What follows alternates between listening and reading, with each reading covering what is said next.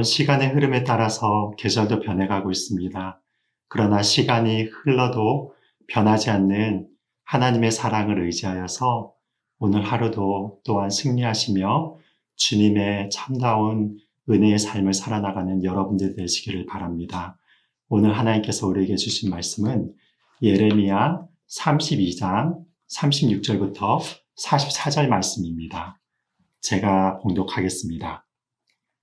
그러나 이스라엘의 하나님 여호와께서 너희가 말하는 바 칼과 기근과 전염병으로 말미암아 바벨론 왕의 손에 넘긴 바 되었다 하는 이 성에 대하여 이와 같이 말씀하시니라.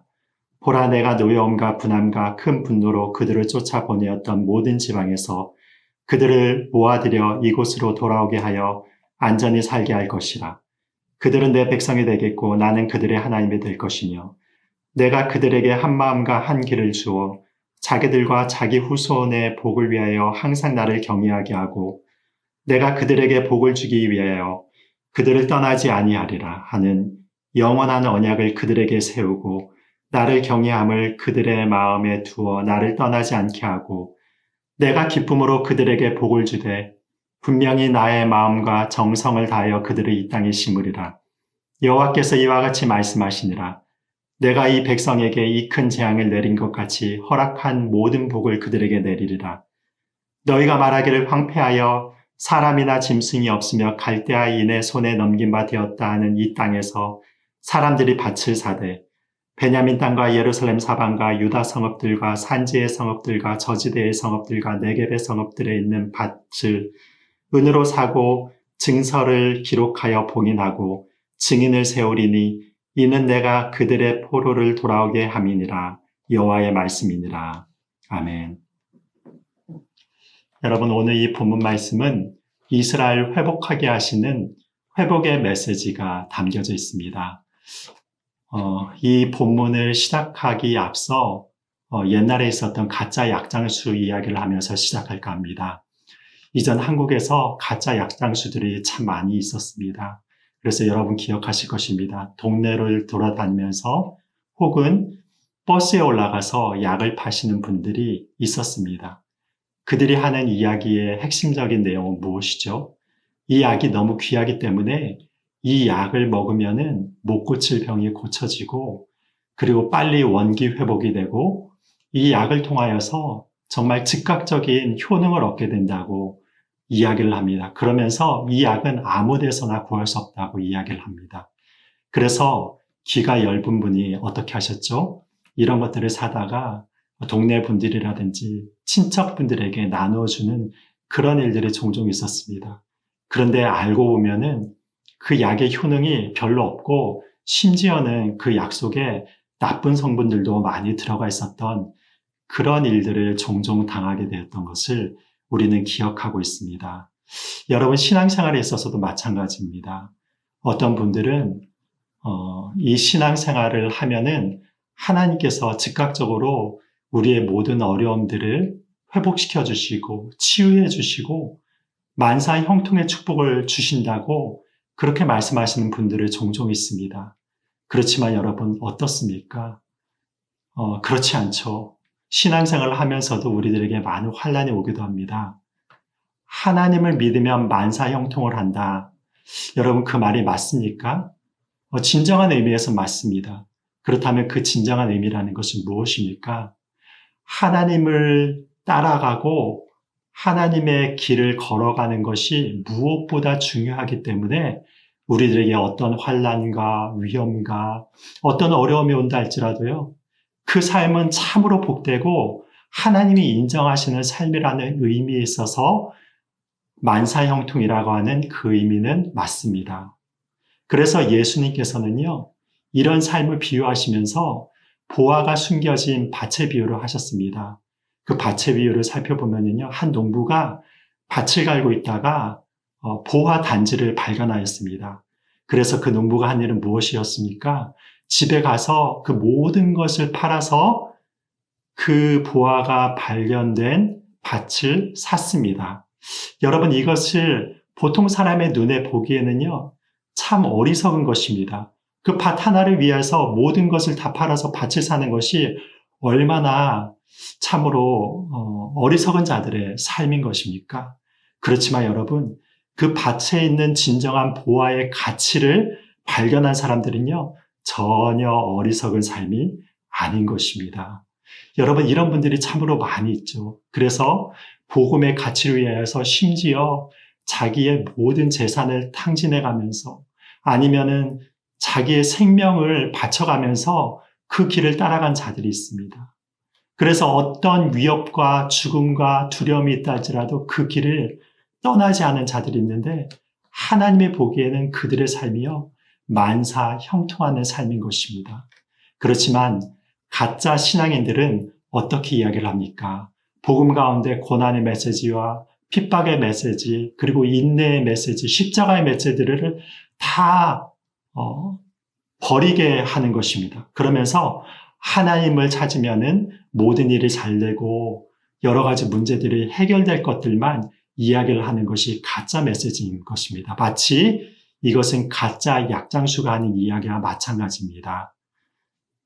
하나님의 진정한 은혜와 축복은요, 이렇게 아마존 프라임 그 서비스처럼요, 며칠 안에 뚝딱 우리들에게 주어지는 것이 결코 아닙니다. 오히려 그 하나님의 축복의 본질은요, 오랜 시간 동안 우리가 하나님 앞에서 연단을 받고 고통과 고난의 길을 통과하고 하나님의 시험의 때를 올바로 통과함으로 말미암아 얻어지는 그런 보석과 같은 것입니다. 그래서 사도 베드로가 베드로전서 2장에서 이렇게 이야기합니다. 선을 행함으로 고난을 받고 참으면 하나님 앞에서 아름답다. 그러면서 이를 위하여서 너희가 부름을 받았다고 이야기를 하고 있습니다. 여러분, 이러한 고난을 받는 자의 삶을 위하여서 하나님께서 우리를 그 자리로 부르셨다고 이야기를 하고요. 그리고 그런 고난의 삶을 살아간 대표적인 사람이 바로 예레미야였습니다. 지금 본문에서는요, 칼과 기근과 전염병으로 말미암아 바벨론에게 멸망당할 이스라엘이 참답게 회복된다고 이렇게 예레미야가 선포하고 있습니다. 그런데 이 회복의 때는 언제 나타나는 것입니까? 이스라엘과 예루살렘이요, 바벨론에 의해서 철저하게 파괴가 되고 무서운 고난의 때를 지나서입니다. 그 처절하고 잔혹한 심판의 메시지를 예레미야가 먼저 전하고 나서 그리고 나서 회복의 메시지를 전하게 되는 것입니다. 그러면서 그 회복의 약속을 하나님께서 예레미야를 통해서 말씀하시는데 37절부터 41절에 나타나져 있습니다.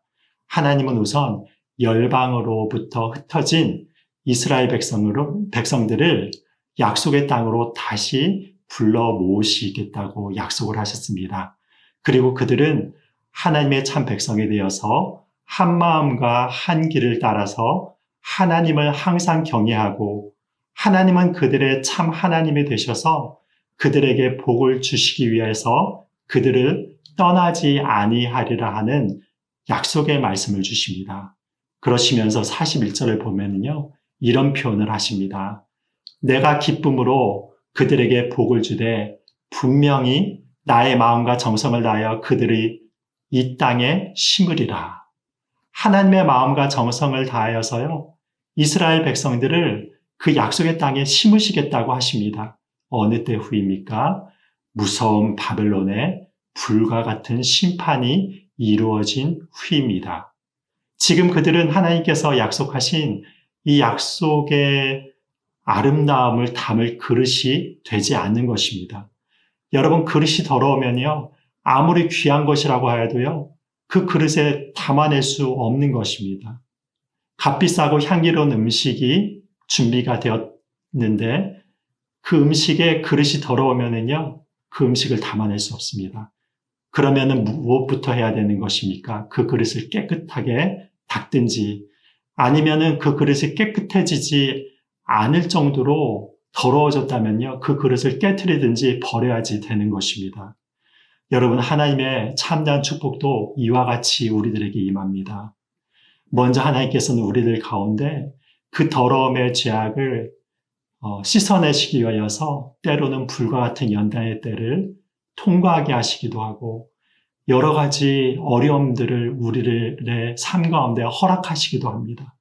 그렇지만 여러분, 이 모든 것이 지난 이후로 올바르게 이 길을 통과한 후에는요, 하나님의 말할 수 없는 축복이 우리의 삶 가운데 나타나게 되는 것입니다.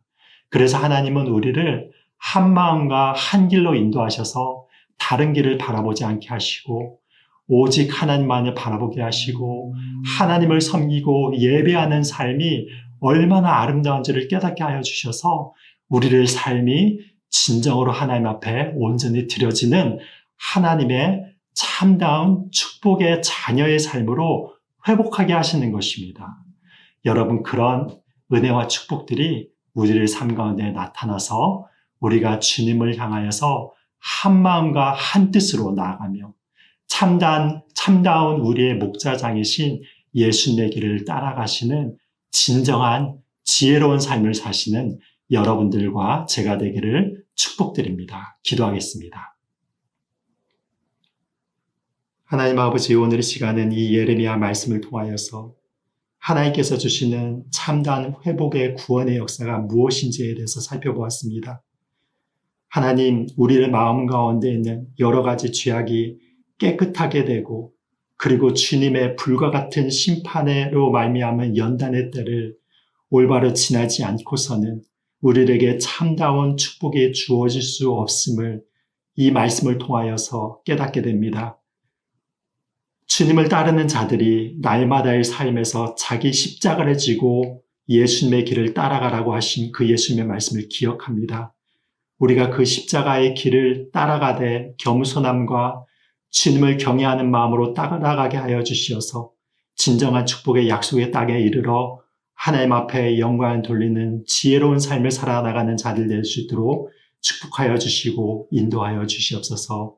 예수님의 이름으로 기도드립니다. 아멘.